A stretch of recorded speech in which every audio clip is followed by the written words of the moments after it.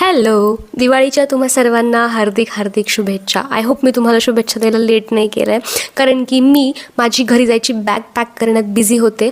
आणि दिवाळी तर आहेच यार, पण दिवाळीसोबत अजून काय असतं माहिती आहे का, सुट्ट्या येतात. आणि सुट्ट्या म्हणले की आपल्याला पुस्तकं वाचायला निवांत वेळ मिळतो. आज मी तुम्हाला दाखवणार आहे की घरी जाताना बॅगमध्ये मी कुठली पुस्तकं घेऊन जाते ते. पोरांनो, पहिलं पुस्तक मी नेते ते म्हणजे फोकस ऑन व्हॉट मॅटर्स. नको त्या लोकांना, नको त्या कामांना अवॉइड कसं करायचं हे मी यातून शिकेल होपफुली.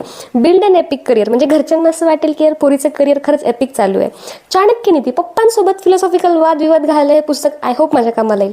बिराड, हे ॲक्च्युली मला खरंच माहीत नाही या पुस्तकात काय आहे, जस्ट गॅम्बल म्हणून घेऊन जाते मी हे पुस्तक. The magic of creative living, घरच्या कामांमुळे माझी क्रिएटिव्हिटी खड्ड्यात जाऊ नये म्हणून हे पुस्तक आय होप माझ्या कामाला येईल. आणि नंतर आहे दैनंदिन प्रेरणा, म्हणजे कसं असतं ना, दिवाळी असो कुठलाही सण असो, नातेवाईक तर भेटतातच, डिमोटिवेट तर करतातच, त्यांच्यापासून वाचण्यासाठी हे पुस्तक मी घेऊन जाते. And last but not the list, Prem Kabutar, मानव कॉलशिवाय तर शक्यच नाही यार घरी जाणं. सो येस, ही सगळी पुस्तकं मी घरी घेऊन जाते. तुम्ही घरी गेल्यावर काय वाचताय, कुठली पुस्तकं तुम्ही नेलीत, आणि कुठला चांगला दिवाळी अंक असेल तर तो सुद्धा सांगा. बाकी अजून एकदा सर्वांना दिवाळीच्या हार्दिक शुभेच्छा. भरपूर फटाके फोडा, चांगला फराळ खा आणि पुस्तकंही वाचत राहा.